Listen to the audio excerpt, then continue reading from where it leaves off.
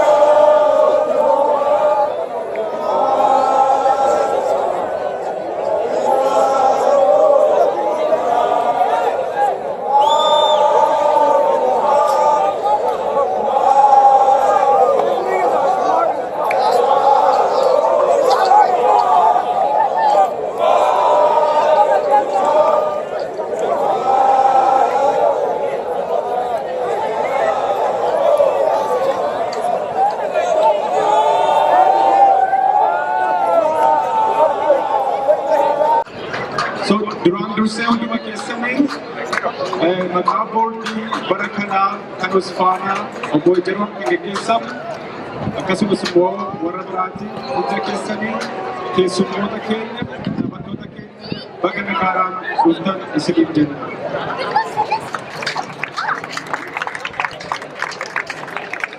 Boordiin keenya baranaa akkuma beektanii kan inni gaggeeffamu obbo Ijaroodhaani akkasuma barana kana irratti hojjechaa turre Usfaanaan erga dhalatee erga uumame jechuudha. Har'a waggaa 20ffaa isaa kabajachaa jirra. Kanaaf uummata Oromoo hundumaa kan kaabaa Ameerikaa jiru kan bakka biraa jirus akkasuma warra Minisootaa jiru hunduma keessanii baga waggaa 20 waliin geenye isiniif jedha.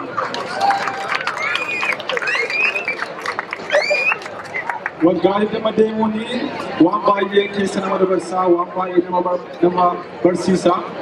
Kanaaf hundi keenya walii wajjin tursinee walii wajjin dhaabannee har'a waggaa dhama geenyeerra gara fuulduraatti immoo kana caalaa akka guddannu akka deemnu akka guddannu hundi keessan qooda qabdu waan ta'eef Usfaanaa bira dhaabadhaa wal bira dhaabadhaa tiimi keessa bira dhaabadhaa hawaasa ijaaraa. Kanaaf kana booda immoo kana caalaa akka guddannuuf abdii qabnaa irratti hojjechaa jirra isin jenna. Itti aansuudhaan waldaan hawaasa Oromoos har'a kan Minnesota Oromoo keessatti argamanii jiru. Isaanis immoo keessummaa keenya taphattoota keenya akka isaan nuuf simatan baga nagaan dhuftan akka isaan nuuf jedhanii obbo Tashitee dura taa'aa waldaa hawaasa Oromootti keessatti kafeera. Achi booda sagantaa keenya isa taanutti dabarra jechuudha. Kanaaf obsaan al tokko wal dhaggeeffadhu isiniin jedha. Akka mootan baga waggaan isin ga'e baga waliin nu geenye. Anis maqaa waldaa hawaasa Oromoo Minnesota yookaan immoo Little Oromia akkasimi Little Oromiyaan waggaa kana deebitanii kan dhuftan hundaanuu keessummaan illee baga nagaan dhuftan isinii jira. Hawaasni Oromoo Minnesota 40 lakkaa'u baga nagaan dhuftanii isinii jira. Akkasumas itti dabaluun magaalaan amma keessa jirtan magaalli St. Paul, magaalli Minneapolis, magaalli Brooklyn Park hundinuu bulchiinsi magaalaawwan kanaa hundinuu keessummaanis biyyaanis hundinuu kan dhuftan baga nagaan dhuftan isinii jedhanii jiran. Kanuma sababeeffachuun torbaan kunin guyyaa addaa irraa ka'ee torbaan Oromoo akka ta'u labsa baasanii jiran. Labsii kana keessa sadiin yeroodhaaf jecha sadii san dubbisuu danda'u garuu kasiitii magaalaa keessa jirru isiniif dubbisaa. Kanaaf akka waldageen afaan Ingiliffaatiin jira. Kanaaf tokkichuma isiniif dubbisaa jira.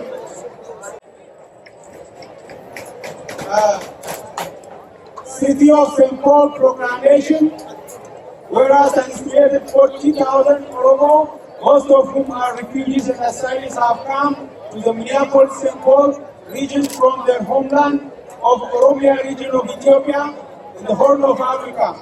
And whereas the annual Oromo Festival in North America will be held in the city of St. Paul in Minneapolis during the week of July 30 to August 6, 2016.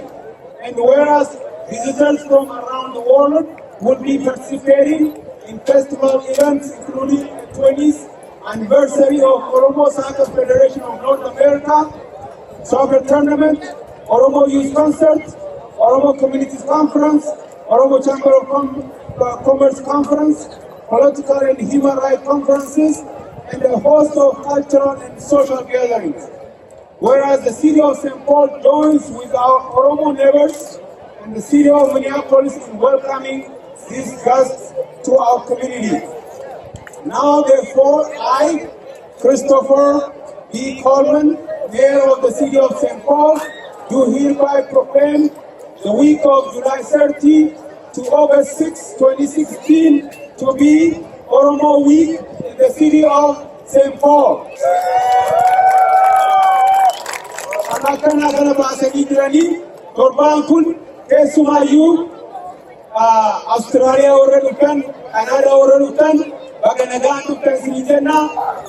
Akka hawaasaatitti torbaan kana torbaan nagaa, torbaan gammachuu, torbaan jaalalaa, torbaan uummata keenya itti yaadan waan sabni keenya jiru itti yaadan yeroo taphannus, yeroo kolfinus, yeroo gammannus itti yaadan akka ta'u isiniif hawwaa. Akkasumas immoo 20th anniversary of Usfaanaa jechuun waan guddaa waggaa 20 biraa ijoolleen keenya itti guddatan akka ta'u hawwaa. Kanaaf hundi keessanuu maqaa waldaa hawaasa Oromootiin akkasumas boordiitiin baga nagaan dhuftan isin jedha. Yeroo gaarii akka qabaannu abdii qabaa. Galatoomaa. Hundumti keenya bakka jirrutti haala biyya keenya keessa jiru kana walii wajjin akka yaadannoon al tokkoon kabajaan isin gaafanna. Sagalee keenya gadi qabnee haala biyya keenya keessa jiraa jiru, barataa hidhamaa jiru, barataa du'aa jiru, qabsaa du'aa jiru, qotee bulaa keenya yeroo ammaa kana al tokko qalbii gadi qabamee akka isaan yaadan kabajaan isin gaafanna. Yommuu isaan yaadan immoo achirratti walaloo nuti dubbifamu jira. Walaloo kana kan dubbisan obbo Idris jedha. Walaloo isaanis immoo yaadannoo barataa kan jedhu nu dubbisu kanaaf al tokko sagalee keenya iddoo gadi qabnee kabajaan isin gaafanna. Obbo Idris.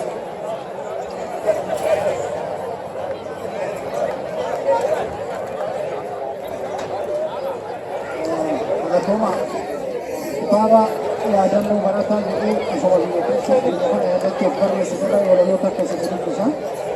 Yaadannoo barataa waadaa ataakilee irraa qaqqabe lafa goonni hedduu lubbuu itti qabu rakkoo ganamaa kan irratti uuman lafaan qoorri koo irratti awwaalan dhoksuu hin danda'u alagaan saamamee jettee murteessitee mallattoo nagayaa harka keessaan saamsitee asaasa diinaatti qabatee kennite. Kayoo horii gamtee atiyaa barataa bara dhufee darbu seenaan si yaadate. Mirgi dhala namaa mukaatama deemu kan Oromaa irraa hojjettaa hin qabu. Seera eegumsichaa seera cabsitanii faallaa diinaa ta'uuf mirga sarbitanii lafa gurgurachuuf maatii mancaasina biyya keenya irraa qollaan harkaasina kan jettee gaafattee kanaaf ooluudhaan seeraa faarsaa taate atiyaa barataa bara dhufee darbu seenaan si yaadate. Qotee buqqaanee diinni ni ijaaramu qotee bulaan keenya lafa isaan saamamu sanyii nu gabaabsuuf sagantaa baafattee sirrii galfattee Oromoo dhaadattee gochuu ni namuu raawwatu kana arguu irraa lubbuun koo haa baatu jetteetti dhaadattee harkoon qabattee karaa nagayaatiin mirga kee gaafatte lubbuu qaalii kennuu lubbuu eegamtu fakkii bilisummaa kan taatee argamu argateetiin kuftee atiyaa barataa bara dhufee darbuun seenaan si yaadate. Naannoon Oromiyaa lamatti hiramu aadaaf seeraan keenya Finfinnee irraan dhaabu mirga uumaan qabnuuf kan seeraan tuman baraan baradheetti Oromoon saamamee seeraan keenya badee jira awwaalamee jiraatu jettee gootummaan kakaatee harkoon qabattee karaa irra baatee sodaa sodaachiftee gootummaan qaachiftee diina hundachiiftee saba hundachiiftee sabboonummaaf duute atiyaa barataa bara dhufee darbuun seenaan si yaadate.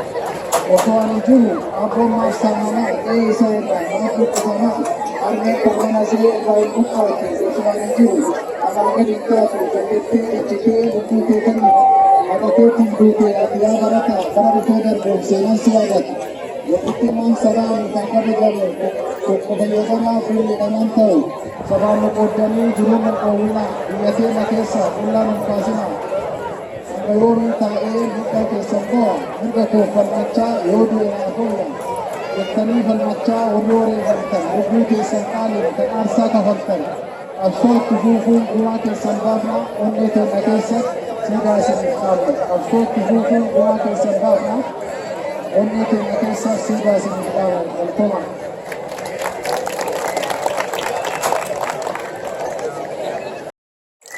Kama haka dauka ga kai hanya da kai ne. Wannan da ka dauka ba abu faran. Ya. Akas dauka ba ga ni da fa. O sai fa na ka ga ta hinje. Amma le de be kan be hi ke summa su wal barsi su bi e summa na da giddu ke natti guyyaa bani sa kana goma gabaabaa jedheetiin akka nu bannu asitti afeerreetiin jenne Osfanaan afeere Senator John Hoffman jedhama. Namni Senator John Hoffman beekni jira as keessa? Amma wal baruu deemtanii Senator John Hoffman akkuma beektanii waa'ee mirga saba keenyaa kallattii ofii fudhachuun isinirraa dhaga'uun yeroo baay'ee dhiibbaan mirga uummata keenya irra jiru kun akka irraa ta'uu danda'u gama isaatiin waan barbaachisu bakka mirga irraa qabutti waan barbaachisu godhaatii nama jiru. Kanaaf haqallee kabajaa keessaniif kabajaa rakkoo uummanni keenya keessa jiruuf yeroo isaa fudhateetiin gidduu keenyatti argame dhufeetiin amma nagaa isin jechuu barbaada. This is the time to introduce namni hiikawi jira. Kanaaf yeroo kana Senator John Hoffman.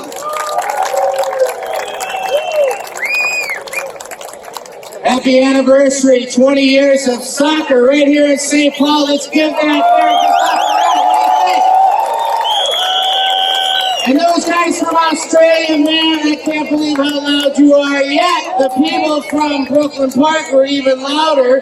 However, California was rocking it. Iowa, I can't hear you. This year is important. Not only is it the 20-year celebration, but it's something that we have an elections coming up in November. It's important that you guys get out and vote and register and make sure that you're keeping Minnesota as we have grown to love it the last couple of years. Is that not good or what? There's a lot of work that needs to yet to be done, but today's the day that we're going to celebrate with soccer. We're going to celebrate with a happy anniversary and a happy birthday, however you want to say, whatever it fits like. But you know what I want to say to you? Let the games begin and go have fun and play, and don't forget to get involved and vote, vote, vote in November.